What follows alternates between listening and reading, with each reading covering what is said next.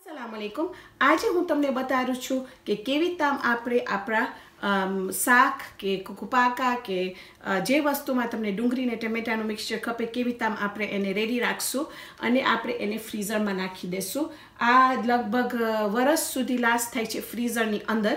અને જો તમે સરખીતામાં વિડીયો જોઈને એને પેકેજ કરશો તો એક વર્ષ સુધી તો લાગશે જ। હવે મને 3 મહિનાથી કે 1 મહિનામાં મારું વપરાઈ જાય છે કારણ કે હું એટલું બધું રાંધું છું।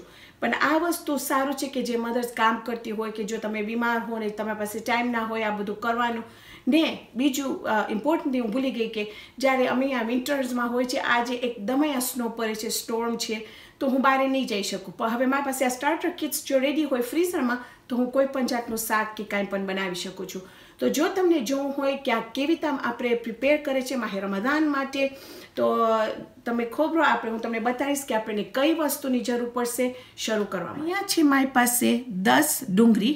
હવે આ જે છે એ ઓલી સ્વીટ વડાલિયા અનિયન્સ કે છે ને જરાક મીઠી હોય છે આ તીખી નથી હોતી ને હું ઘરમાં એ જ વાપરું છું મને બહુ જ ગમે છે।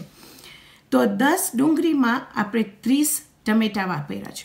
હવે આ ટમેટા રોમા ટમેટોસ છે લગભગ તમે વિચાર કરો આ સાઇઝના તો આલા મોટા ટમેટા નથી આ જરાક નાના ટમેટા છે તો હું 30 વાપરી છું। પણ અત્યારે તમને જો વધારે વાપરવું હોય તો ટમેટાનું ટેસ્ટ એટલું ફાઇન આવે છે તો તમે વધારે પણ વાપરી શકો છો।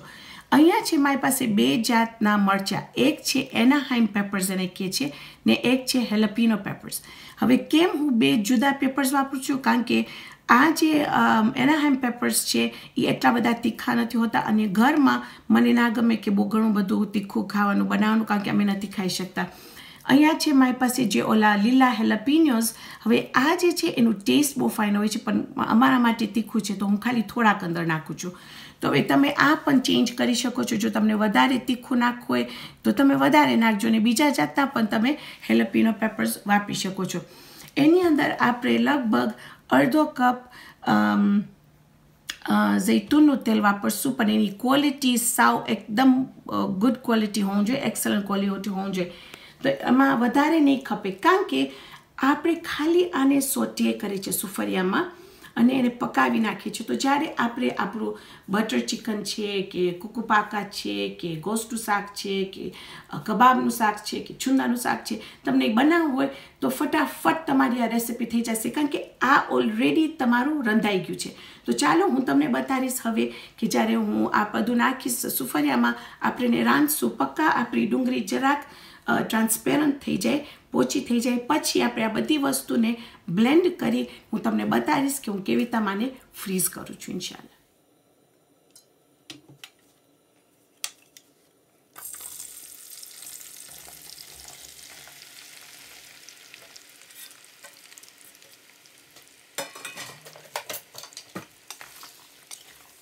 તો અહીંયા તમે જોશો આ બધું આપણે અંદર નાખી દીધા છે। હવે આને આપણે રાંધશું ફાઇન રીતે હું આને કવર કરી નાખીશ ફાઇન રીતે આપણે રાંધશું પક્કા આપણી ફાઇન તે બધું પોચું થઈ જાય પછી આપણે એને બ્લેન્ડ કરશું। હવે તમે કહેશો કે જો મને આટલું બધું નથી બનાવ તો તમે ઓછું બનાવજો તમને આટલું બધું જરૂર નથી બનાવવાનું તો પછી એ તમારું રાંધવાનું ઉપર ડિપેન્ડ થાય છે ને મને ગમે કે એક વખત હું બનાવી નાખું તો મને એમ થાય કે પછી મને શાંતિ હોય એટલીસ્ટ 3-4 મહિના સુધી ફ્રીઝરમાં મને ખબર છે કે મને આજે બનાવવાનું છે તો જલ્દી હું એ કાઢી લઉં તો મારું એક આખું સ્ટેપ ઓછું થઈ જાય રાંધવા માટે। અને માહે રમઝાનમાં જો મને અત્યારે કેટરિંગ ઓર્ડર આવે તો કદાચ આ એક આખામાં પણ વપરાઈ જાય છે મારું તો એટલે હું વધારે બનાવું છું પણ આ બિલકુલ તમારા ઉપર છે કે તમને કેટલું એનું વાપરું છે। તમને ખબર છે કે હું તમને પ્રોપોર્શનેટ્સ આપી દીધી છું તો તમે એ પ્રમાણે તમારું બનાવી શકો છો। તો આપણું મિક્સચર છે અહીંયા તમે જોશો કે લગભગ હું 35 મિનિટ ઉપર રાખી હતી મીડિયમ હાઈ ઉપર અને તમે એને જ્યારે મૂકી દો ત્યારે ખાસ કરીને મેક શ્યોર કરજો કે 5 મિનિટે તમે એને હલાવજો નીકળ તો એક બાજુથી નીચે બળી જશે। તો હવે તમે જોશો આપણા મરચાં ડુંગળી ને ટમેટા પણ અંદર ગળી ગયા છે તો હવે આપણે આ ખોલીને રાખી દઈશું કે પક્કા સાવ ઠંડુ થઈ જાય પછી આપણે એને લઈને એને બ્લેન્ડ જોશો અહીંયા બહુ જ ફાઇન રીતે ઠંડુ થઈ ગયું છે આપણું મિક્સચર। આપણે લગભગ અડધું આપણું બ્લેન્ડરમાં ભરશું હવે આપણે આને બ્લેન્ડ કરશું। મેં તમને બતાવ્યું છે કે હું કેવી રીતે આને ફ્રીઝ કરું છું એક વસ્તુ છે કે જે હું તમને કીધી કે આ મિક્સચર સાવ ઠંડુ થઈ જાય, કારણ કે જ્યારે તમે આને બ્લેન્ડ કરશો સાવ ઠંડુ હશે તો તમે સ્ટ્રેટ અવે એને બેગમાં ભરી શકશો, તો શું બીજું તમારું ઠામ ના બગડે. તો આની અંદર હું લગભગ અડધું ભરીશ, અડધી બેગ ભરીશ.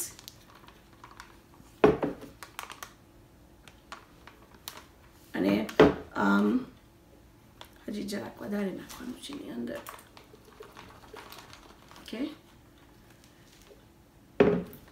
પછી એને બંધ કરવા માટે મને ખપે છે, તમે ખાસ જો કે હું એની અંદર મને ખપે છે કે જરાય પણ હવા અંદર ના રહે, તો તમે સાવ એને આવી રીતે બાજુમાં કરી નીચે કરી આવી રીતે અને એને સીલ કરી નાખજો. ફાઇન તમે એવી બેગ્સ વાપરજો કે જે તમને ખબર છે કે ફાઇન એની અંદર તમને એક કાંઈ પણ ઓલું ફ્રીઝર બર્ન નહીં થાય.